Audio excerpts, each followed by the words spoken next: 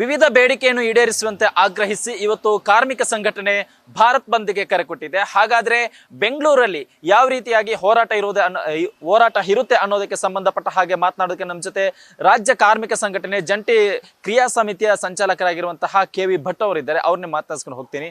Sir, ಈಗ ನೀವು permission ಕೂಡ ಕೇಳಿದ್ರಿ ಅಂದ್ರೆ ಇದು ರ್ಯಾಲಿಗೆ ಟೌನ್ ಹಾಲಿಂದ ಸಿಗ್ತಾ ಸರ್? ಬೆಂಗಳೂರಲ್ಲಿ ಹೇಗಿರುತ್ತೆ ಸರ್ ನಿಮ್ಮ ಹೋರಾಟ? ನಾವು ಸುಮಾರು ಒಂದು ವಾರಗಳಿಂದ ಪ್ರಯತ್ನ ಪಡ್ತಾ ಇದ್ದೀವಿ. ಬೆಂಗಳೂರಿನಲ್ಲಿ ಒಂದು ಟೌನ್ ಹಾಲಿಂದ ಒಂದು ರ್ಯಾಲಿ ಮಾಡಬೇಕು, ಫ್ರೀಡಮ್ ಪಾರ್ಕಲ್ಲಿ ಸಭೆ ನಡೆಸಬೇಕು ಅಂಥೇಳಿ.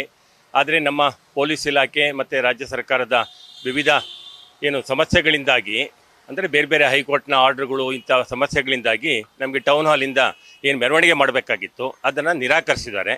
ಹಾಗಾಗಿ ನೀವು ಫ್ರೀಡಮ್ ಪಾರ್ಕಲ್ಲೇ ಪ್ರತಿಭಟನೆ ಮಾಡಿ, ಅಲ್ಲೇ ಅರೆಸ್ಟ್ ಆಗೋದಿದ್ರು ಅಲ್ಲೇ ಅರೆಸ್ಟ್ ಆಗಿ, ಈ ಥರದಲ್ಲಿ ನಮ್ಮ ಪೊಲೀಸ್ ಕಮಿಷನ್ ಸಾಹೇಬರು ನಿನ್ನೆ ಹೇಳಿದ್ದಾರೆ. ಹಾಗಾಗಿ ನಮ್ಮ ಒಂದು ಹೋರಾಟವನ್ನು ಫ್ರೀಡಮ್ ಪಾರ್ಕಿಗೆ ಸೀಮಿತಗೊಳಿಸಿದ್ದೀವಿ. ಮತ್ತು ಸರ್ಕಾರದ ಈ ಒಂದು ನಿರ್ಧಾರ ಏನಿದೆ ಇದನ್ನು ಪುನರ್ ಪರಿಶೀಲನೆ ಮಾಡಬೇಕು. ಬೆಂಗಳೂರಿನಲ್ಲಿ ಇವತ್ತಿನ ದಿವಸ ಪ್ರತಿಭಟನೆ ಮಾಡೋದಕ್ಕೆ ಎಲ್ಲೂ ಸ್ಥಳಾವಕಾಶವನ್ನು ಮಾಡಿಕೊಡ್ತಾ ಇಲ್ಲ. ಹೈಕೋರ್ಟ್ನ ಒಂದು ಆರ್ಡ್ರ್ ಇದೆ ಅಂತ ಹೇಳಿಬಿಟ್ಟು ಫ್ರೀಡಮ್ ಪಾರ್ಕಿಗೆ ಬರಬೇಕು. 50 ಜನ ಇರಲಿ, 5,000 ಜನ ಇರಲಿ, ಫ್ರೀಡಮ್ ಪಾರ್ಕಿಗೆ ಬಂದ್ಬಿಟ್ಟು ನಾವು ಪ್ರತಿಭಟನೆ ಮಾಡಬೇಕು. ಹಾಗಾಗಿ ನಮ್ಮ ಪ್ರತಿಭಟನಾ ಸ್ವಾತಂತ್ರ್ಯ ಏನಿದೆ ಅದನ್ನು ಹಿಂದಿನ ಸರ್ಕಾರ ಹತ್ತಿಕ್ಕಿರೋದು. ಈಗಿನ ಸರ್ಕಾರ ಅದನ್ನು ಪುನರ್ ಪರಿಶೀಲನೆ ಮಾಡಿಬಿಟ್ಟು ವಾಪಸ್ ತಗೋಬೇಕು ಅಂತ ಈ ಸಂದರ್ಭದಲ್ಲಿ ಹೇಳ್ತಾ ಇದ್ದೀನಿ. ಮತ್ತೀಗ ನಮ್ಮ ಕೇಂದ್ರ ಕಾರ್ಮಿಕ ಸಂಘಟನೆಗಳು ಒಂದು ಅಖಿಲ ಭಾರತ ಸಾರ್ವತ್ರಿಕ ಮುಷ್ಕರಕ್ಕೆ ಕರೆ ಕೊಟ್ಟಿದ್ದಾರೆ. ಇದು ಮೇ 20ನೇ ತಾರೀಕು ನಡಿಬೇಕಾಗಿತ್ತು. ಆದರೆ ಈ ಒಂದು ಪಹಲ್ಗಾಮ್ ಒಂದು ಇನ್ಸಿಡೆಂಟ್ ನಡೆದಂಥ ಸಂದರ್ಭದಲ್ಲಿ ಯುದ್ಧದ ವಾತಾವರಣ ಇದ್ದಿದ್ದರಿಂದ ಆಗ ಒಂದು ಮುಷ್ಕರ ನಡೆಸೋದು ಬೇಡ ಅಂತ ನಮ್ಮ ಕೇಂದ್ರ ಕಾರ್ಮಿಕ ಸಂಘಟನೆ ಮುಖಂಡರು ಅದನ್ನು ಜುಲೈ 9ಕ್ಕೆ ಮುಂದೂಡಿದ್ದಾರೆ. ಹಾಗಾಗಿ ಇವತ್ತು ದೇಶದಾದ್ಯಂತ ಮುಷ್ಕರ ನಡೀತಾ ಇದೆ. ಇದು ವಿಶೇಷವಾಗಿ ಹೇಳಬೇಕಂದ್ರೆ ಒಂದು ಕೈಗಾರಿಕಾ ಮುಷ್ಕರ. ಆದರೆ ಇವತ್ತು ಕೇಂದ್ರ ಮತ್ತು ವಿವಿಧ ರಾಜ್ಯ ಸರ್ಕಾರಗಳ ಕಾರ್ಮಿಕ ವಿರೋಧಿ ನೀತಿಗಳಿಂದಾಗಿ ಅನೇಕ ರಾಜ್ಯಗಳಲ್ಲಿ ಇದೊಂದು ಬಂಧನ ವಾತಾವರಣವನ್ನು ಪಡೆದುಕೊಂಡಿದೆ. ಸಂಪೂರ್ಣವಾಗಿ ಸ್ತಬ್ಧವಾಗುವಂಥ ಪರಿಸ್ಥಿತಿ ಇವತ್ತು ಬೇರೆ ಬೇರೆ ರಾಜ್ಯಗಳಲ್ಲಿ ನಿರ್ಮಾಣ ಆಗಿದೆ. ಈಗ ವಿಶೇಷವಾಗಿ ಕರ್ನಾಟಕದಲ್ಲಿ, ಬೆಂಗಳೂರಿನಲ್ಲಿ ಹೇಳಬೇಕಂತ ಹೇಳಿದರೆ, ಕರ್ನಾಟಕದಲ್ಲಿ ನಮ್ಮ ಸಂಘಟನೆಗಳು, ಎಲ್ಲ ಕೇಂದ್ರ ಕಾರ್ಮಿಕ ಸಂಘಟನೆಗಳು, ಸುಮಾರು 9 ಕೇಂದ್ರ ಕಾರ್ಮಿಕ ಸಂಘಟನೆಗಳು ಕರ್ನಾಟಕದಲ್ಲಿ ಕೆಲಸ ಮಾಡ್ತಾ ಇದೆ.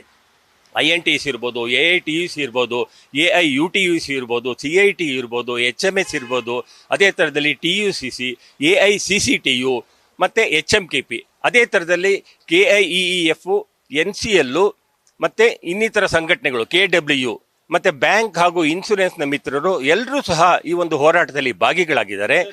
ಇವತ್ತಿನ ಪ್ರತಿಭಟನೆ ಎಷ್ಟು ಜನ ಸೇರಬಹುದು? ಮತ್ತೆ ಏನಾದರೂ ಫ್ರೀಡಮ್ ಪಾರ್ಕ್ ಸುತ್ತಮುತ್ತ ಏನಾದರೂ ರ್ಯಾಲಿ ಮಾಡುವಂತಹ ಪ್ಲಾನ್ ಇದೆ ಹೆಂಗೆ ಸರ್? ಸರ್, ನಮ್ಮ ಬೇಡಿಕೆಗಳನ್ನು ನಾವು ರಾಜ್ಯ ಸರ್ಕಾರಕ್ಕೆ ಸಲ್ಲಿಸಬೇಕಾಗಿದೆ. ಮುಖ್ಯವಾಗಿ ನಮ್ಮ ಕರ್ನಾಟಕ ರಾಜ್ಯ ಸರ್ಕಾರ ದುಡಿತದ ಅವಧಿಯನ್ನು 12 ಗಂಟೆಗಳಿಗೆ ಹೆಚ್ಚಳವನ್ನು ಮಾಡ್ತಾ ಇದ್ದಾರೆ. ಇದರಿಂದಾಗಿ ಏನಾಗ್ತಾ ಇದೆ, ಅನೇಕ ಫ್ಯಾಕ್ಟ್ರಿಗಳಲ್ಲಿ ಇವಾಗ 3 ಶಿಫ್ಟ್ ಇತ್ತು ಅದನ್ನು 2 ಶಿಫ್ಟಿಗೆ ಇಳಿಸ್ತಾ ಇದ್ದಾರೆ. ಅನೇಕ ಕಾರ್ಮಿಕರನ್ನ ಮನೆಗೆ ಕಳಿಸ್ತಾ ಇದ್ದಾರೆ. ಗಾರ್ಮೆಂಟ್ಸ್ನಲ್ಲಂತೂ ಸಮಸ್ಯೆಗಳು ಅತಿಯಾಗಿ ಹೋಗ್ಬಿಟ್ಟಿದೆ. ಅಲ್ಲೂ ಸಹ ಈ ಥರ ಸಮಸ್ಯೆಗಳು ಉದ್ಭವವಾಗ್ತಾ ಇದೆ. ಹಾಗಾಗಿ ಪ್ರತಿಭಟನೆಯಲ್ಲಿ ಎಷ್ಟು ಜನ ಸೇರುವ ನಿರೀಕ್ಷೆ ಇದೆ ಸರ್? ಇವತ್ತಿನ ಪ್ರತಿಭಟನೆಯಲ್ಲಿ ನಾವು ಬೆಂಗಳೂರು ಗ್ರಾಮಾಂತರ, ಬೆಂಗಳೂರು ನಗರ, ರಾಮನಗರ, ಈ ಒಂದು 4 ಜಿಲ್ಲೆಗಳನ್ನು ಬೆಂಗಳೂರಿಗೆ ಕರ್ಕೊಂಡು ಬರ್ತಾ ಇದ್ದೀವಿ. ಬೇರೆ ಬೇರೆ ಜಿಲ್ಲೆಗಳಲ್ಲಿ ಜಿಲ್ಲಾಧಿಕಾರಿಗಳ ಮುಂದೆ ಅಲ್ಲೆಲ್ಲೇ ಪ್ರತಿಭಟನೆ ನಡೀತದೆ. ಹಾಗಾಗಿ ಏನಿಲ್ಲ ಅಂದ್ರೆ ಒಂದು 8,000 ಜನಗಳ ಒಂದು ಎಸ್ಟಿಮೇಷನ್ ನಾವು ಹಾಕಿದ್ವಿ. ಅವರೆಲ್ಲರೂ ಸಹ ಬೆಂಗಳೂರಿನ ಫ್ರೀಡಮ್ ಪಾರ್ಕಿಗೆ ಆಗಮಿಸ್ತಾ ಇದ್ದಾರೆ. ರಾಜ್ಯ ಸರ್ಕಾರ ನಮ್ಮ ಮನವಿ ಪತ್ರವನ್ನು ತಗೋಬೇಕು. ಮತ್ತು ಅವರೊಂದು ನಿರ್ಧಾರಗಳನ್ನು ತೊಗೊಂಡ್ಬರ್ತಾ ಇದ್ದಾರೆ. ಲೇಬರ್ ಕೋಡ್ ಇರ್ಬೋದು, ದುಡಿತದ ಅವಧಿ ಹೆಚ್ಚಳ ಇರ್ಬೋದು, ಮತ್ತು ಕನಿಷ್ಠ ವೇತನವನ್ನು ಅವರು ಪರಿಷ್ಕರಣೆ ಮಾಡ್ತಾ ಇಲ್ಲ. ಈ ಎಲ್ಲ ಸಮಸ್ಯೆಗಳನ್ನು ನಾವು ಒಬ್ಬ ಕ್ಯಾಬಿನೆಟ್ ಮಿನಿಸ್ಟರ್ನ ಕಳಿಸ್ಬೇಕು. ರಾಜ್ಯ ಸರ್ಕಾರ ಆ ಒಂದು ಮನವಿ ಪತ್ರ ತಗೊಂಡು ಮುಖ್ಯಮಂತ್ರಿಗಳ ಜೊತೆ ಒಂದು ಸಭೆ ಮಾಡಬೇಕು. ಅದು ಆಗಲಿಲ್ಲ ಅಂತ ಹೇಳಿದರೆ ನಾವು ಇವತ್ತು ಬೀದಿಗಿಳಿಯುವಂಥ ಒಂದು ಕ್ರಮವನ್ನು ಸಹ ಕೈಗೊಳ್ಳುವ ಒಂದು ಪರಿಸ್ಥಿತಿ ನಿರ್ಮಾಣ ಆಗ್ಬೋದು. ಹಾಗಾಗಿ ಸರ್ಕಾರಕ್ಕೆ ನಾವು ಹೇಳ್ತಾ ಇದ್ದೀವಿ, ತಾವು ಕ್ಯಾಬಿನೆಟ್ ದರ್ಜೆಯ ಸಚಿವರೊಬ್ಬರನ್ನ ಕಳಿಸ್ಬೇಕು ಇವತ್ತಿನ ದಿನ ಅಂತ ಹೇಳಿ. ಇಷ್ಟು ರಾಜ್ಯ ಕಾರ್ಮಿಕ ಸಂಘಟನೆ ಜಂಟಿ ಕ್ರಿಯಾ ಸಮಿತಿಯ ಸಂಚಾಲಕರಾಗಿರುವಂತಹ KV ಭಟ್ ಅವರ ಮಾತು. ಕ್ಯಾಮರಾ ಪರ್ಸನ್ ಸಿದ್ದಪ್ಪ ಜೊತೆ Sattar, news first, Bengaluru. News first, ನಿರ್ಭೀತಿಯಿಂದ ನಿಮ್ಮ ಪರವಾಗಿ.